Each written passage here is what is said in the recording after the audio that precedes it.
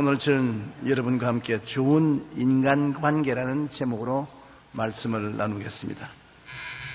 부모와 자식, 부부, 형제, 자매, 친구, 이웃 등 모든 삶은 인간관계에 의해서 시작되고 인간관계에 의해서 발전하는 것입니다. 어떻게 하면 좋은 인간관계를 가질 수가 있을까요? 삶의 행복과 불행도 인간관계가 좌우하기 때문인 것입니다. 하버드 대학교의 위간 박사는 직장, 가정, 사회생활 등 각 분야에서 실패한 사람들을 조사했습니다. 왜 두드러지게 실패를 하는가? 그 결과 전문적인 지식이 모자라 실패한 사람들은 전체에서 불과 15%밖에 안 되었습니다. 교육이 부족해서, 노하우가 없어서, 전문적인 지식이 부족해서 그는 인생에 실패했다. 그 사람들은 전체 15%밖에 안 돼요. 나머지 85%의 사람들은 모두 다 인간관계를 잘못했기 때문에 인생에 실패하는 것을 발견했다는 것입니다. 인간관계가 그만큼 중요한 것입니다. 미국의 카네기 재단에서는 5년간 사회적으로 성공했다는 사람 1만 명을 대상으로 성공 비결이 무엇인지 물었는데 위간 박사의 동일한 응답을 받았습니다. 즉 85%의 사람들이 인간관계를 잘했기 때문에 인생을 성공했다고 그렇게 결론이 나왔습니다. 미국 콜롬비아 대학의 경영자 수업 과정에서 유수기업 CEO들, 즉 사장들을 대상대로 성공의 주요 요건을 조사했는데 여기서도 85%의 사람들이 원만한 인간관계 및 다른 사람들과의 공감 능력에 의해서 성공을 했다고 그렇게 대답을 했습니다. 사람들은 누구나 성공하고 행복하게 살기를 원합니다. 그런데 이런 여러 연구를 통해서 행복하고 성공적인 삶을 사는데 가장 중요한 것이 인간관계라는 것입니다. 우리 서로 이렇게 앉아서 같이 찬송도 부르고 기도도 하고 하나님께 영광도 돌리는데 계속해서 우리가 함께 행복하게 살려면 옆에 있는 사람하고 인간관계가 잘 돼야 되는 것입니다. 인간관계에 의해서 삶은 시작되고 발전하는 것입니다. 부모와 자식, 부부, 형제, 자매, 친구, 이웃 등 우리의 삶은 인간관계가 굉장히 중요한 것입니다. 이제 설이 곧장 다가오는데 설이란 무엇입니까? 인간관계입니다. 오랫동안 안 만났던 부모님, 형제, 자매가 서로 만나서 대화를 나누고 가까운 이웃끼리 서로 선물을 주고 받는 것입니다. 왜 우리가 주고받느냐?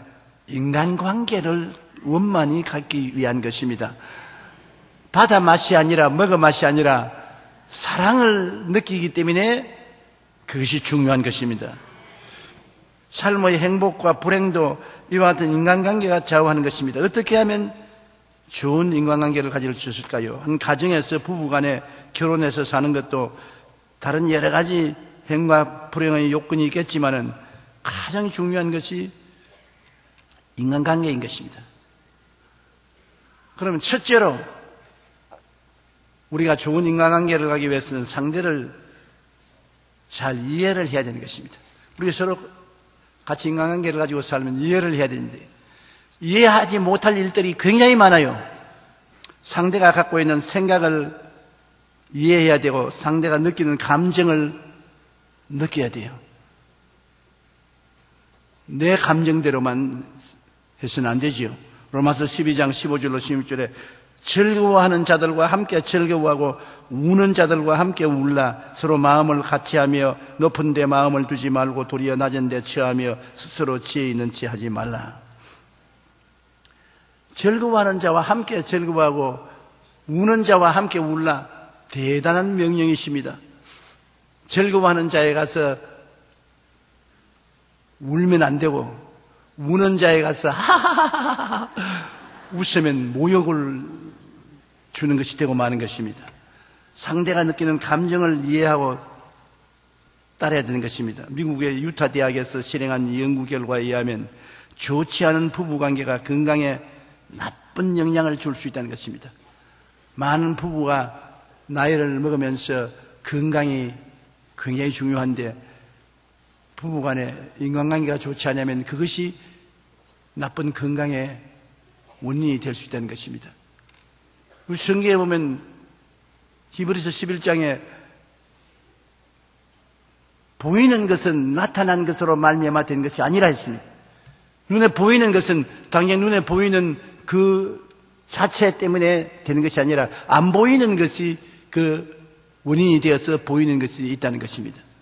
우리 눈에 보이는 이 물질은 이 물질 자체로서 된 것이 아니라 안 보이는 하나님 말씀이 이렇게 만들어 놓은 것입니다. 부부 관계의 건강도 눈에 보이는 밥을 얼마나 먹느냐, 영양을 어떻게 섭취하느냐 그런 것보다도 그 배후에 안 보이는 파워가 있어서 그것이 건강을 이끌어 나간다는 것입니다. 안 보이는 것이 무엇이냐? 연구팀은 150상의 부부를 대상으로 조사를 했는데 아내들이 화가 났을 때 그것을 표현하지 못하고 안으로 시켰을 경우 화를 낸 사람보다 심장병으로 쓰러질 확률이 매우 높았다고 하는 것입니다. 여러분 남편에게 불만이 있거든 그 자리에서 한바탕 하라고. 그걸 속에 눌러놓으면 남편은 까딱없는데 아내는 심장병으로 쓰러진다는 것입니다.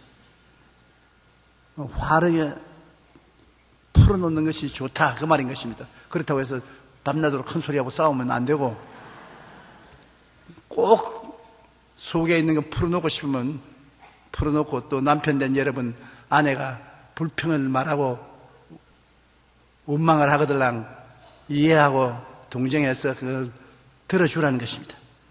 들어주기 참 힘듭니다. 그래도 심장병 걸려서 쓰러지지 않게 하려면은 들어주는 것이 좋아요. 안 들어주고 심장병 걸리면 얼마나 돈이 날아간다고. 들어주는 것이 돈 버는 겁니다. 반면 아내가 남편의 상의하지 아니하고 자기 독단적으로 일을 해놓습니다. 은행 저금이라든지 주식이라든지 부동산 투자라든지 남편하고 이론도 하지 않고서 자기 독단적으로 해놓고 나중에 남편에게 이야기하면 대개 그런 아내를 거느린 남편이 기절초풍을 하고 심장병으로 쓰러진다는 것입니다. 나이 먹으면 심장이 굉장히 중요합니다. 심장이 중요하고 뇌병이 중요한데 그 부부 관계가 좋지 못하면 눈에 안 보이는 그 관계가 눈에 보이는 심장병이나 뇌졸중을 가져온다는 것입니다. 영국에서 실행된 연구에서도 비슷한 결과가 나왔습니다. 결혼한 공무원들을 대상으로 12년 동안 연구한 결과 적대적인 인간관계를 갖고 있는 사람일수록 건강에 문제가 더 크다는 것입니다. 부부간에 서로 미워하고 이해하고 동정하고 사랑하지 못한 관계를 가진 공무원들이 병이 많이 든다는 것입니다. 결혼한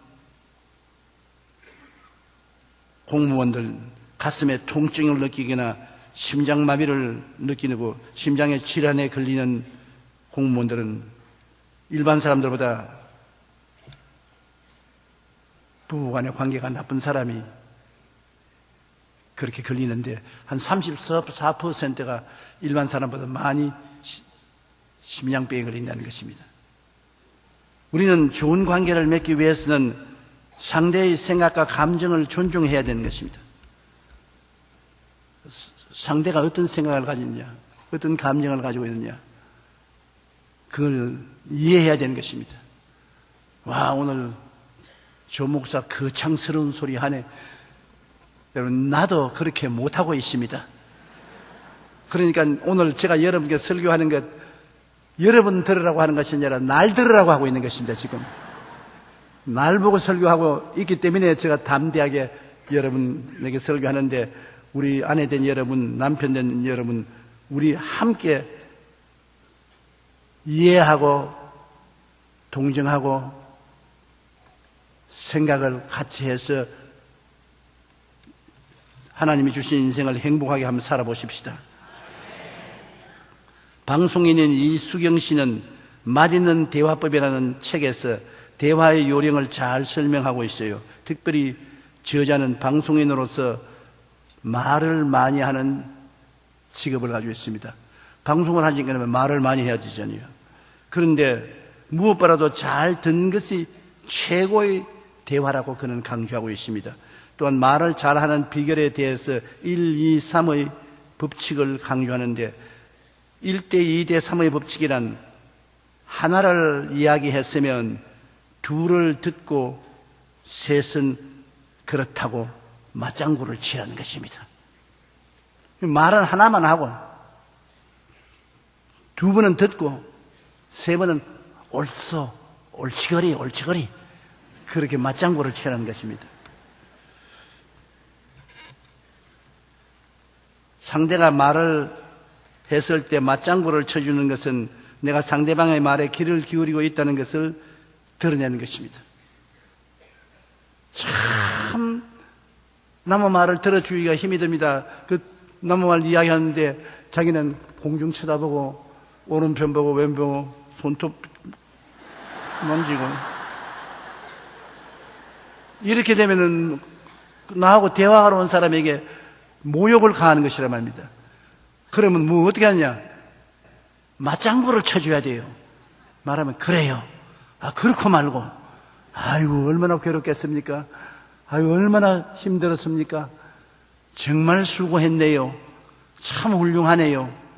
참 좋으네요. 자꾸 맞장구를 쳐야 돼요. 별로 그렇지도 않아도 그렇게 맞장구를 쳐줘야 돼요. 우리가 맞장구를 쳐주면 대화는 더욱 깊은 유대와 공감의 분위기를 형성한다고 말합니다. 우리가 좋은 인간관계를 이루기 위해서는 내 주장만 하지 말고 상대의 말에 진심으로 귀를 기울여야 합니다. 난 요사이 설교집을 하나 읽고 굉장히 은혜를 받고 있습니다. 그 설교집 제목이 뭐냐면 사랑의 배달부라 그래요. 우리 어릴 때는 컴퓨터도 없고 인터넷이 있는 핸드폰도 없고 전부 다 배달부가 갖다 나릅니다. 편지도 소식도 배달부가 갖다 나르는데 사랑의 배달부. 거기에 보니까 굉장히 마음에 감동을 주는 이야기가 있어요. 여러분, 오늘 찬송을 부르는데 제가 옛날에 안 하는 짓 하는 거 봤지요? 옛날엔 조용히 앉아서 점잖하게 부르는데 이제는 막 손도 흔들고 그냥 막 이렇게 하고. 왜 그러냐? 그 책을 읽고 난 다음 내가 변화가 됐어요. 왜? 찬송은 곡조 있는 기도라고 했는데 그 책에 있는 분, 찬송은 곡조 있는 설교다. 이야, 찬송이 설교다. 그 이야기에 보면 선교에 갔는데 한 택시 기사가 한 2, 3일 동안 집회 장소에 모시고 왔다 갔다 하던데 굉장히 침울하고 우울한 사람이에요. 아무 말도 안 해. 그러니까 이 사람은 영어를 모르는구나 했는데 나중에 알고 보니까 영어도 유창하게 잘하고 일본말도 잘하고 몽고말도 잘하고. 근데 왜 말을 안 했냐? 아마 마누라하고 싸운 것 같아요. 안 그러면 남자들이 아무 말도 안 할 택이 없어요. 안 믿는 사람들은 부인하고 싸우면 술 안 마시면 우울하니까 말 안 하잖아요.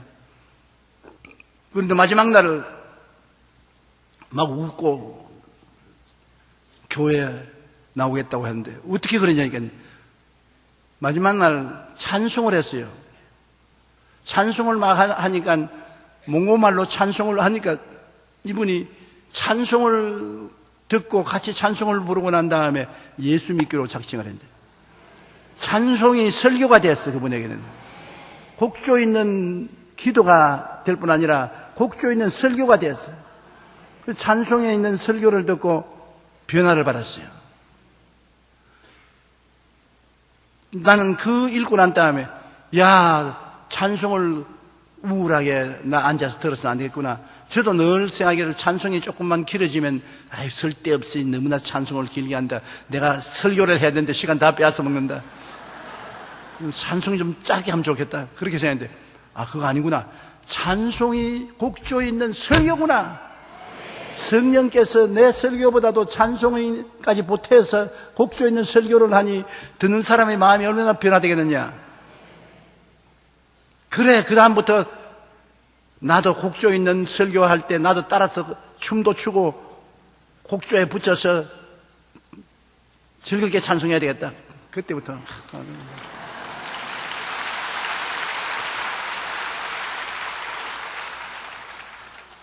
제가 1년 동안 읽은 책 중에 가장 감동을 입은 책이 사랑의 배달부. 그런데 마침 그걸 읽고 있는데 내가 이 설교를 하나님이 하라고 하니까 이 설교하고 딱 궁합이 맞는다고. 우리가 서로 대화를 하고 이해와 동정을 하자면 상대의 태도를 자세히 살펴서 그 태도에 우리가 합쳐줘야 되는 것입니다. 상대의 자리에서 보려고 노력해야 되고요. 무슨 일을 할 때 내 생각만 하면 안 돼요. 저 사람의 입장에서는 어떻게 생각하겠는가?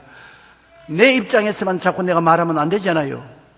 누가복음 6장 36절로 37절에 너희 아버지의 자비로우심 같이 너희도 자비로운 자가 되라. 비판하지 말라. 그리하면 너희가 비판을 받지 아니할 것이요. 정죄하지 말라. 그리하면 너희가 정죄를 받지 아니할 것이요. 용서하라. 그리하면 너희가 용서를 받을 것이요. 이거 내 말 아닙니다. 우리 주 예수님의 말씀인 것입니다. 하나님의 아들 예수님께서 말씀하신 상대의 자리에서 보려고 노력하라는 그 의미를 이렇게 말씀하신 것입니다. 정말 의미가 깊은 말씀 아닙니까? 예수님은 겸손과 선정의 삶을 살았습니다. 빌립보 2장 5절로 8절에 보면 너희 안에 이 마음을 품어라. 곧 그리스도 예수의 마음이니 그는 근본 하나님의 본체시나 하나님과 동등됨을 취할 것으로 여기지 아니하시고 오히려 자기를 비워 종의 형체를 가지사 사람들과 같이 되으시고 사람의 모양으로 나타나셨으며 자기를 낮추시고 죽기까지 복종하셨으니 곧 십자가에 죽으심이라. 예수님의 삶은 우리 인간의 삶을 다 이해하고 동정하고 품어서 우리를 대변해서 십자가에 못 박여 죽으신 것을 말씀하고 있는 것입니다. 저는 요사이 젊은 신학생들에게 늘 말할 때 너희들이 강단에 서서 사람들을 가르치려고 하지 마라. 이 세상에 죄 짓고 불의하고 추악하고 병들고 고통스럽고 실패하고 낭패하고 헐벗고 굶주리고 불안과 초조, 좌절, 절망 이런 사람이 얼마나 많으냐. 사람들을 고통을 들어주는 설교를 하라. 사람들이 필요로 하는 것을 설교해라. 네가 하고 싶은 것도 하지 마라. 네 재미있다고 네 재미있는 식으로 하면 사람들이 너 얼마나 잘한다고 구경하러 오겠노. 사람들을 도와주는 설교를 하라. 여러분, 저는 늘 하나님께 기도하는 것이 그것입니다. 하나님, 제가 강단에서 설교할 때 하나님 말씀을 가지고서 하나님의 시간을 가지고 그 귀한 성도들의 시간을 빼앗는데 내가 하고 싶은 말 하지 말게 하여 주시옵소서. 살아가는데 하나님의 도움이 필요한 성도들이 그 필요한 것을 알아서 그것에 대한 해답을 말씀하게 해 주시옵소서. 제가 설교하는데 여러분 도움이 되지요?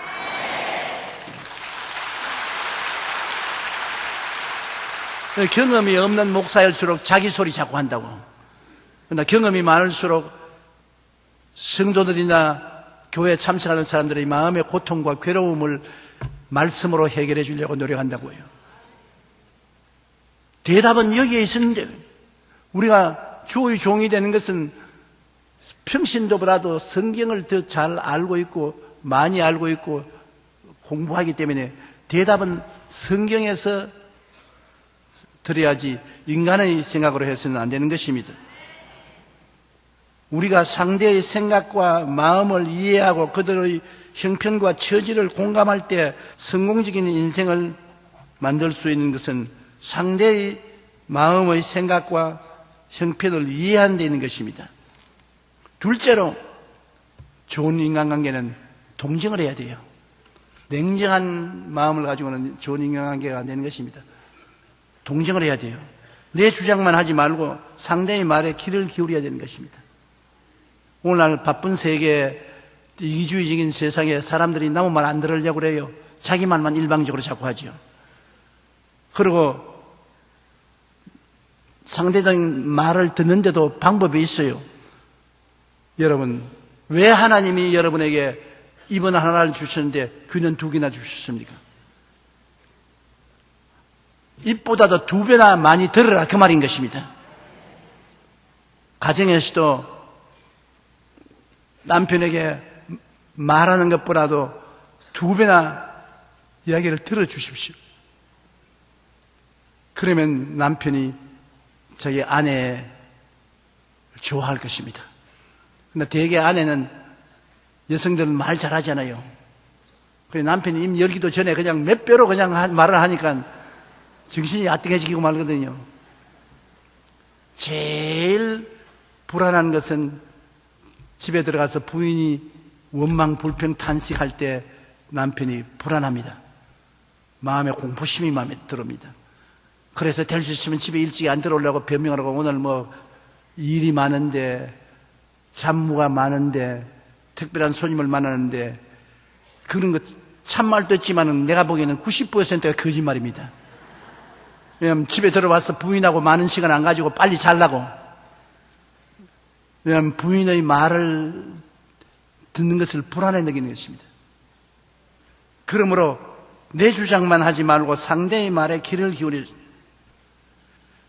우리가 말하는 것보다도 듣는 것을 두 배나 하라는 뜻입니다. 야고보서 1장 19절에 내 사랑하는 형제들아, 너희가 알지니 사람마다 듣기는 속히 하고 말하기는 더디하며 성내기도 더디하라. 말도 더디하고 성도 더디내고 듣는 것은 속히 귀를 기울여 들어주라는 것입니다. 대도 않은 소리 해도 들어줘야 돼요. 사람들이 말을 듣는 데는 약 17%의 사람들은 자기 선입관을 정해놓고 판단하며 듣습니다. 상대방이 이야기하면 자기가 이미 딱 마음 결정해놓고 난 다음 말만 하면 너 틀렸다, 이것도 틀렸다, 저것도 틀렸다. 입으로 말 안 해도 이미 판단을 하고 들으니까 상대방의 말을 이해할 수가 없는 것입니다. 그렇게 말을 듣는 사람이 17%나 되는데, 그 다음 대화를 하면 자꾸 질문을 해요. 그 사람 말하는데 자꾸 질문을 하니까 그 사람이, 상대방이 자기 이야기를 설명할 수가 없어요. 그렇게 대화를 하는 사람이 26%나 되는 것입니다. 상대의 이야기의 맥을 끊어요. 계속 질문하느라 상대방의 말을 제대로 듣지 못합니다. 그 다음에 조언하며 듣는다. 상대의 말에 간섭하고 조언을 하려고 노력하다 보니 상대의 말을 잘못 듣습니다. 자꾸 간섭을 합니다. 말하는데 말을 도와주려고 해요. 약 35%의 사람들이 그렇게 대화를 하는 것입니다. 전도서 5장 2절로 3절에 너는 하나님 앞에서 함부로 입을 열지 말며 급한 마음으로 말을 하지 말라. 하나님은 하늘에 계시고 너는 땅에 있음이니라. 그런즉 마땅히 말을 적게 할 것이라. 걱정이 많으면 꿈이 생기고 말이 많으면 우매한 자의 소리가 나타난다고 말하는 것입니다. 잠언서 10장 19절에 말이 많으면 허물을 면하기 어려우니 그 입술을 제어하는 자는 지혜가 있다. 그러면 말을 애끼라는 거 성경은 많이 말을 하고 있는 것입니다. 상대방의 감정까지 동정하며 듣는 사람이 있는데 그것은 대화하는 사람의 22% 사람인 것입니다. 말하는 것을 그래요, 같이 눈물을 흘리고 같이 탄식을 하고 좋아하면 같이 좋아하고 가장 효율적으로 경청하는 방법인 것입니다. 상대와 대화를 하되 판단하지 말고 질문하지 말고 평가하지 말고 조언하려고 하지 말고 상대의 입장과 느낌을 동정하면서 듣고 결론은 하나님 말씀으로 내려줘야 하는 것입니다. 내가 결론해서 아무 소용이 없어요. 상대와 대화를 하고 결론 내리기를 원하는 때는 하나님 말씀으로 하나님이 이렇게 말씀하시고 계신다. 하나님 말씀은 어리석게 보이지만 그렇지 않습니다. 디모데후서 3장 16절에 보면 모든 성경은 하나님의 감동으로 된 것으로 교훈과 책망과 바르게 함과 의로 교육하기에 유익하다고 말씀하고 있는 것입니다. 하나님 말씀보다 더 놀라운 지혜로운 책이 어디 있나요? 동정은 마음뿐 아니라 행동이 따라야 하는 것입니다. 제일 좋은 대화를 할 때 우리가 마음에 동정함과 동시에 내가 실제로 도와줄 수 있으면 행동까지 따라서 도와줘야 되는 것입니다. 짐을 함께 걸머져 주면 참된 동정이 되는 것입니다. 베드로전서 3장 8절로 9절 우리 다 같이 한번 읽어보십시다. 너희가 다 마음을 같이하여 동정하며 형제를 사랑하며 불쌍히 여기며 겸손하며 악을 악으로 욕을 욕으로 갚지 말고 도리어 복을 빌라. 이를 위하여 너희가 부르심을 받았으니 이는 복을 이어받게 하려 함이라. 마음을 같이하여 동정하여 형제를 사랑하고 불쌍히 여기고 겸손하고 악을 악으로 욕을 욕으로 갚지 말고 도리어 복을 빌라. 이것은 동정이 말만 가지고 하지 말고 행동으로 동정을 하라는 것입니다. 생댁 주베리가 쓴 어린 왕자에는 세상에서 가장 어려운 일이 사람의 마음을 얻는 일이라는 것입니다. 상대방의 마음을 내가 얻는 것이 이 세상에서 가장 어려운 일이라는 것입니다. 마음을 얻으면 천하를 얻는다고 말하고 있는 것입니다. 사람의 마음을 얻는데 탁월한 능력을 가진 사람으로 세계적인 CEO 즉 사장들이 꼽는 분 중에 유명한 제약업자인 화이자의 사장 제프 킨들리 씨가 있습니다. 저분이 다른 사람들의 말을 듣고 그 마음을 얻는데 세계적인 분이라는 것입니다.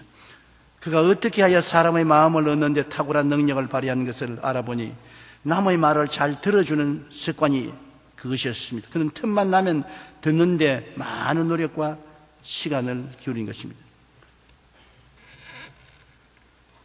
이것이 화이자를 세계 최대의 제약회사로 성장시키는 원동력이 되었던 것입니다. 박노환 씨는 경청으로 시작하라는 책에서 듣기는 의사소통의 절반을 차지한다고 말하는 것입니다. 잘 들어야 의사가 서로 소통한다는 것입니다. 경영 컨설팅이자 리더십 라이프 코치인 허병민 씨는 강한 자가 살아남는 것이 아니라 살아남는 자가 강한 것인데 이것은 귀가 느들느들하실 때까지 듣는 데서 나온다고 말하는 것입니다.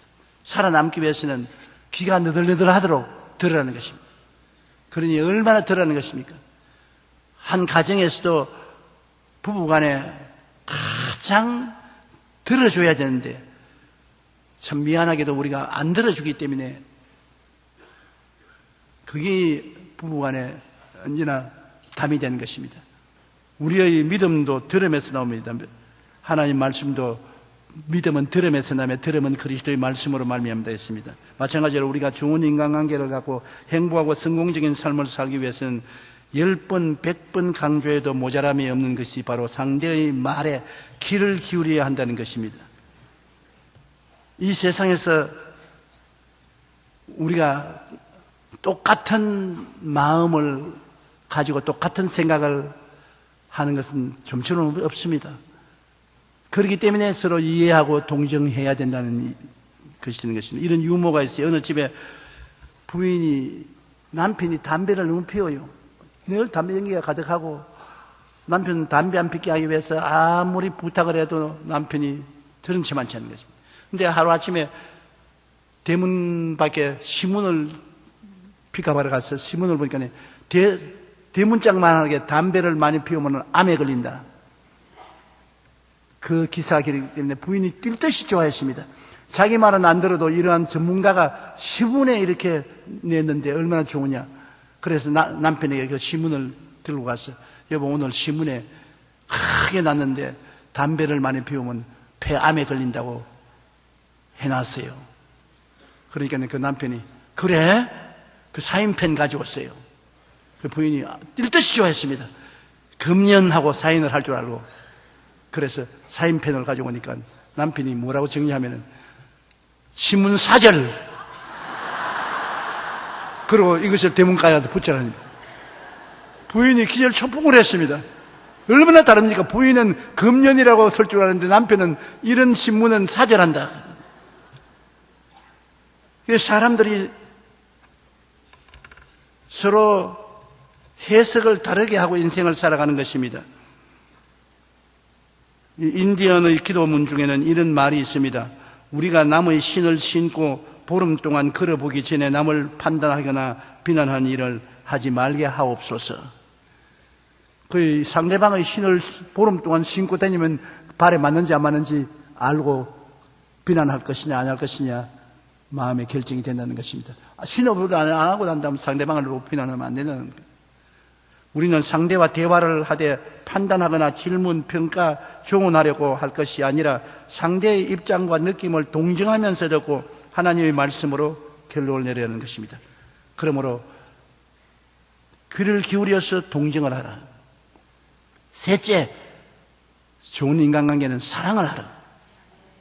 우리는 막연한 하나님을 알고 있지 않습니다. 우리는 하나님 어떤 분이냐? 하나님은 사랑이시다. 어떻게? 하나님은 예수님을 사람으로 보내셔서 우리 위해서 십자가에 몸주고 피 흘려 죽기까지 하신 하나님이기 때문에 막연한 하나님이 아닙니다. 뚜렷한 우리가 체험하고 알 수 있는 하나님이신 것입니다. 그렇기 때문에 하나님은 어떠한 하나님이냐? 죄인을 정죄치 않으시고 사랑하는 하나님이다. 언제 하나님이 죄인을 정죄하지 않고 사랑하는 하나님인 것을 보았느냐? 우리는 보았습니다. 왜냐하면 예수님께서 말씀하기를 나를 본 자는 아버지를 보았느니라. 예수님의 생애를 통해서 볼 때 예수님은 죄인을 정죄치 않으시고 사랑하시는 예수님이신 것입니다. 십자가의 대속을 통해서 예수님은 죄인들의 죄를 대신 짊어졌지 정죄하지 않았습니다. 갈라디아서 1장 4절에 그리스도께서 하나님 곧 우리 아버지의 뜻을 따라 이 악한 세대에서 우리를 건지시려고 우리 죄를 대속하기 위하여 자기 몸을 주셨다. 이런 희생적인 예수 그리스도를 통해서 하나님은 사랑이시구나 하는 것을 우리가 느낄 수 있는 것입니다. 또한 죄와 허물을 당장 심판치 않으시고 하나님께서는 오랫동안 덮으시고 용서하시는 하나님이신 것을 알 수 있는 것입니다. 그것은 우리가 예수님을 보면 알아요. 우리 예수님께서 죄인을 당장 심판하거나 그 자리에서 정죄하지 않고 오래 참으시고 기회를 주시는 것을 볼 수 있는 것입니다. 예수님께서는 가늠하다가 현장에 잡힌 여자를 다 돌로 쳐서 죽이려고 할 때 예수님께서는 너희 중에 죄 없는 자가 먼저 돌로 쳐라. 오래 참으시고 이 여인에게 회개할 수 있는 기회를 주시고 나는 너를 정죄하느니 집에 돌아가서 다시 죄 짓지 말라. 이를 통해서 하나님이 어떠한 하나님인 것을 우리가 알 수 있는 것입니다. 에베소 2장 3절로 5절 우리 다 같이 한번 읽어보십시다. 전에는 우리도 다 그 가운데서 우리 육체의 욕심을 따라 지내며 육체와 마음에 원하는 것을 하여 다른 이들과 같이 본질상 진노의 자녀였더니 긍휼이 풍성하신 하나님이 우리를 사랑하신 그 큰 사랑을 인하여 허물로 죽은 우리를 그리스도와 함께 살리셨고 너희가 은혜로 구원을 받은 것이라. 우리 하나님께서는 긍휼이 풍성한 하나님이 허물로 죽은 우리를 그리스도와 함께 살리신 것입니다. 여러분, 우리는 다 죄를 짓고 불의하고 추악하여 영적으로 죽은 사람인 것입니다. 이것을 하나님은 예수 그리스도를 보내셔서 우리 죄를 다 청산하게 하고 사흘 만에 부활하게 하셔서 그리스도와 함께 살려주신 것입니다. 그러므로 이 은혜를 받은 우리는 이제는 이 빚을 갚아야 될 책임이 있는 것입니다. 하나님께 값없이 은혜를 받았으니 우리도 이제는 이웃에 이와 같은 은혜를 베풀어야 되겠다. 하나님의 자녀와 같이 하나님 배운 대로 행해야 되겠다는 것입니다. 에베소 2장 8절로 10절에 참 이 말씀은 너무 좋은 말씀입니다. 너희는 그 은혜에 의하여 믿음으로 말미암아 구원을 받았으니 이것이 너희에게서 난 것이 아니요 하나님의 선물이라. 행위에서 난 것이 아니니 누구든지 자랑치 못하게 함이라.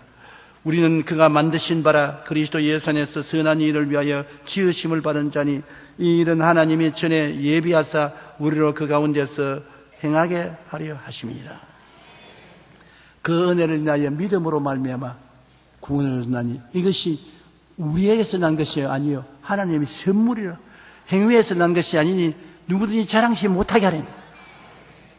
이렇게 하나님의 선물을 받아 구원을 받았으니 죄를 짓고 불의하고 추악하고 버림을 받아야 마땅한 우리들을 하나님이 구원해 주셨으니 왜 구원해 주셨느냐?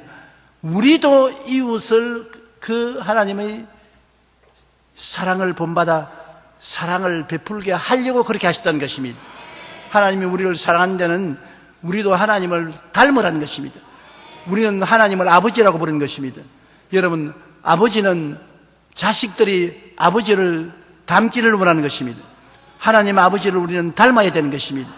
하나님 아버지가 우리를 사랑해 주셨으니 우리도 사랑의 자녀들이 되어서 이웃의 사랑을 베푸는 우리들이 되어야 될 것입니다.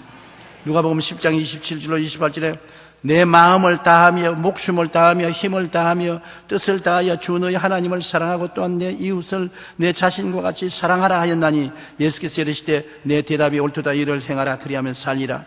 요한일서 3장 17절로 18절에 누가 이 세상의 재물을 가지고 형제의 궁핍함을 보고도 도와줄 마음을 닫으면 하나님의 사랑이 어찌 그 속에 거하겠느냐. 자녀들아 우리가 말과 혀로만 사랑하지 말고 행함과 진실함으로 하자.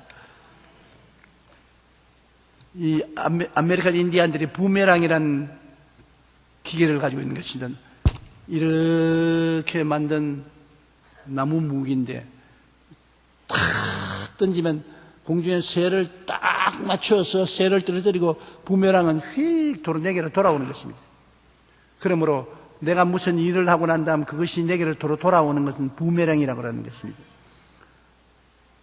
우리 미국 대사를 지낸 제임스 레이니 교수는 미국 에모리 대학교의 캔들러 신학대학 교수로 제작하던 시절에 건강을 위해서 매일 걷거나 자전거를 타고 출퇴근 했습니다. 그런데 이 사람이 걷거나 자전거를 타고 가면 고급 주택지를 지나가게 되는데 거기에 벤치에 노인 한 사람이 늘 앉아 있습니다. 아무도 대화를 하지 않아요.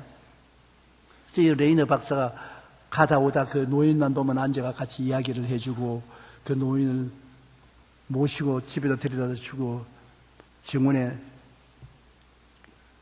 잔디도 깎아주고 그랬는데 얼마 세월이 지나고 난 다음에 아침에 시험하면서 보니까 노인이 없어요. 저녁에도 보니까 벤치에 안 앉고 그래서 이상해서 물어보니까 노인이 세상을 떴다는 것입니다. 그래서 이 노인이 세상을 떴으니 참 안 됐다고 그 장례식 날짜를 알아서 장례식장에 갔습니다. 그러니까 그 벤치에 앉아있던 노인이 누군지 몰랐어요. 2년 동안을 서로 대화를 했는데도 그 노인은 자기 신분을 안 가르쳐 줬습니다. 그런데 보니까 그 노인이 누구냐? 코카콜라 회사 회장이라. 보통 부자가 아닌데 아마 고집이 셌던지 부인도 없고 자식들도 같이 안 살고 혼자 외롭게 있습니다. 그런데 이분이 그 비서에게 유언장을 써서 레이너 박사에게 이분에게 이 유언장을 주라고 했는데 그 유서를 펼쳐보니까 뭐라고 하냐면 당신은 2년 동안 내 집 앞을 지나면서 나의 말벗이 되어준 친구였어. 나의 친구 레인이 고마웠어. 내가 당신에게 기절초풍을 할 만합니다. 25억 달러 코카콜라 주식 5%를 유산으로 드립니다. 받아서 쓰십시오. 25억 달러면 우리 한국 돈으로 2조 5천만 원입니까? 왔다 갔다 친구 되어주고 난 다음에 이만한 돈이 돌아올 줄 누가 알았겠어요? 이 레이너 박사는 한국에 대사로 있을 때도 저는 만나보진 않았지만 제가 잘 아는 사람입니다. 이 제임스 레이너 교수는 그 돈을 자기가 쓰지 않고 대학에 기부하여 노인의 유산을 값지게 사용했습니다. 그런 말미암아 에모리 대학교는 급성장하여 남부의 유명한 대학이 되었고, 에모리 대학은 16년간 레이너 박사를 총장으로 모셨습니다. 이게 부메랑입니다. 내가 심은 대로 거두는 것입니다. 내가 친구가 되려니 그분은 돌아갈 때 그 모든 유산을 그에게 돌려주었다. 부메랑입니다. 여러분께서도 꼭 좋은 일을 많이 하십시오. 그 좋은 일이 여러분에게 돌아옵니다. 내가 이름은 기억이 안 나는데 남부의 어떤 자매님 한 분이 암을 수술받았습니다. 병원에 가서 암을 수술했는데 그 돈 전체가 5만 불인가 돼요. 그 부인이 혼자 사는 과부인데 도저히 돈을 갚을 수가 없어요. 큰일 났어요. 암은 수술을 잘했는데 갚을 도리가 없어요. 그런데 이제 병원에서 나오게 되는데 쪽지 하나가 왔어요. 아주머니의 병원 값은 내가 다 갚았습니다. 아버지 어머니 기억나시지요? 옛날 내가 학생 시절에 너무 어렵고 가난해서 집집마다 물건을 판매하고 다니는데 배가 너무 고파서 하루는 음식을 좀 얻어먹고 싶으나 부끄러워서 빵 달라는 말을 못하고 아주머니 집에 가서 물 한 컵 달라고 했는데 아주머니가 내 배고픈 것을 보고 큰 컵부에 우유를 잔뜩 담아서 나에게 주었습니다. 내가 그날 그 우유를 마시고 쓰러지지 않았습니다. 그리고 저는 의과대학을 졸업하고 지금은 이 병원의 병원장으로 있습니다. 내가 우유 한 컵의 값을 갚습니다. 부모랭, 내가 한 좋은 일이 내게로 돌아온다. 안 돌아올 것 같지만 꼭 돌아옵니다. 사람이 무엇으로 심든지 그대로 거두리라.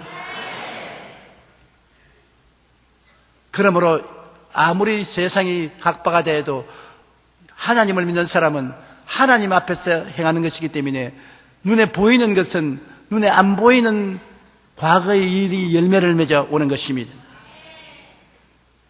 여러분, 부모랭을 꼭 믿으십시오. 좋은 결실을 이 부모랭을 통해서 맺게 되는 것입니다. 여러분이 이해하며 동정하고 사랑하며 살면은 여러분의 인생에 행복이 다가오는 것입니다. 인생은 홀로 살아서는 안 됩니다. 일상의 병 중에 가장 나쁜 병이 외로운 고독의 병인 것입니다. 고독은 좋지 않습니다. 그러므로 홀로 살아서는 안 됩니다. 사람은 희노애락을 인간관계에서 만들어내야 되는 것입니다. 좋은 것은 좋아서 좋고 안 좋은 것은 또 그 때문에 기도도 하게 되고 회개도 하게 되고 오살리 기도원에도 가게 되고 그거 좋게 만들어지는 것입니다. 그래서 난 늘 내 스스로에 말하는 것은 좋은 것은 좋아서 좋고 좋지 않은 것은 하나님이 좋게 만들어 주실 것이 좋고 종국적으로는 다 좋아진다는 것입니다. 하나님을 사랑하는 자 곧 그 뜻대로 부르심을 입은 자들에게는 모든 것이 합력하여 선을 이루나니라. 좋은 것은 좋아서 선을 이루고 나쁜 것은 합동하여 유익을 이루기 때문에 좋게 되고 결국 예수 믿는 사람에게는 모든 것이 좋게 되는 것입니다. 그렇게 생각하고 그렇게 꿈꾸고 그렇게 믿고 그렇게 말하는 사람에게는 그대로 되는 것입니다. 여러분, 인생 문제의 숙제가 생각하고 꿈꾸고 믿고 말하는 이 법칙에 의해서 이루어진다는 것을 꼭 알아야 되는 것입니다. 땅이 공허하고 혼돈하며 흑암의 깊은 위에 있을 때 하나님의 신이 수면에 운행하시고 난 다음에 새로운 세계가 만들어진 것처럼 우리 여러분의 삶이 아무리 혼돈하고 공허하고 흑암의 깊은 위에 있을지라도 성령이 운행하시는데 성령이 안 보이잖아요. 여러분, 안 보이는 여러분의 가슴이 어디에 있습니까? 여러분 생각이 안 보이지요. 여러분의 꿈이 안 보이지요. 여러분의 믿음이 안 보이지요. 여러분의 말이 안 보이지요. 성령은 그것을 통해서 역사하여 여러분 보기에 아름다운 것을 만들어주는 것입니다. 우리가 어떻게 하면 함께 잘 살아갈 수 있는가를 해결하면 할수록 행복해지는 것입니다. 그 함께를 잘할 수 있는 길이 이해와 동정과 사랑이라고 저는 믿습니다. 저도 이해와 동정과 사랑을 금년도에는 열심히 하겠습니다. 여러분도 저와 함께 열심히 하십시다.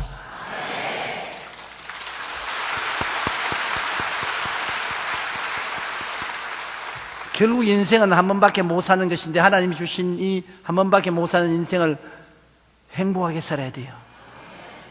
행복하게 살고 행복을 만들어가면서 살아야 돼요. 그러기 위해서는 상대를 이해하고 동정하고 사랑하면 행복을 만들 수가 있는 것입니다. 따라 말씀했습니다. 상대를 이해하고 동정하고 사랑합시다. 내 아내를, 내 남편을 이해하고 동정하고 사랑합시다. 그렇게 되면 행복이 다가오게 되는 것입니다.